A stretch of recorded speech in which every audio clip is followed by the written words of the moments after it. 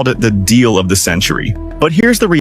The States seized Venezuela, captured Maduro, and promised Americans 300 billion barrels of oil, cheap gas, and energy independence. And guess what? Not a single major oil company wants to touch it. Not Exxon, not Chevron, not Shell. Meanwhile, while we were in Caracas, China locked down 90% of the world's rare earth supply. This is how Trump fumbled the resource war of the century. Trump called it the deal of the century. But here's the reality they didn't tell you.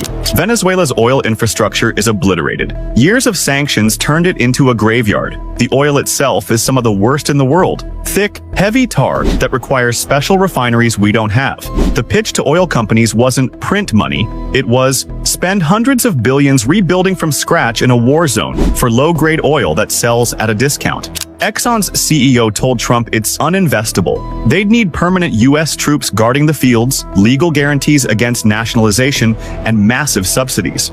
Even then, they said no.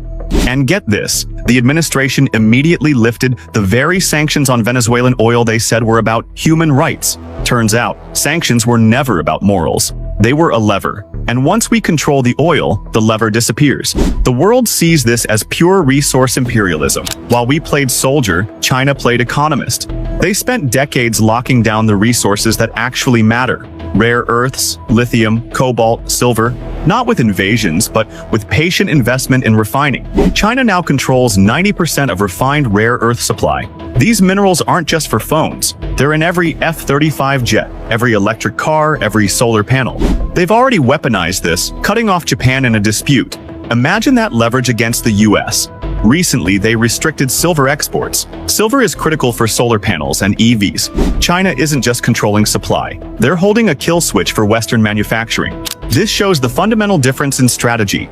America, short-term, military-driven, reactive, invade, seize, hope corporations follow. Plan in election cycles. China, long-term, economic-driven, strategic. Build supply chains, create dependencies, become indispensable. Plan in decades. China didn't win by being smarter. They won by being more patient. They saw oil was the past. The minerals for the green and digital future are everything. So now, America is stuck. We occupy a country whose oil we can't use. To compete with China, we'd need to spend trillions. We don't have to rebuild industries they spent 30 years perfecting. That money comes from debt and printing, making inflation worse. Meanwhile, China uses its $3 trillion reserves to tighten its grip. We're decoupling, and we're not ready. We fought wars for oil while they built the supply chains for the 21st century.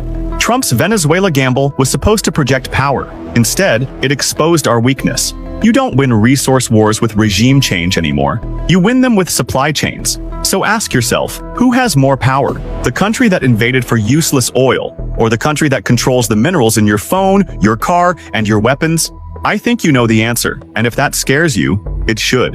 The first step to fixing a problem is admitting we have one.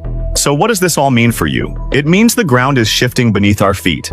The era where America could simply muscle its way to resources is over. The real currency of power is no longer just the barrel of oil. It's the supply chain. While Washington celebrated a hollow victory in Caracas, Beijing secured the building blocks of the next century. Our grand, theatrical gesture has left us with an expensive occupation and a handful of tar. Their quiet, patient strategy has given them control over the elements that power everything from your smartphone to the national grid. This isn't about partisan politics. It's about a fundamental failure of long-term vision. We're stuck in a 20th century playbook of tanks and coups, while our primary competitor is mastering the 21st century game of economic statecraft and industrial policy. The wake-up call isn't coming. It's already here, ringing in the form of controlled minerals and restricted exports. The question now is whether we'll finally start listening, or if we'll keep chasing the next flashy, useless headline while the foundation of our future is shipped overseas. Let me tell you about the dumbest geopolitical move of this administration.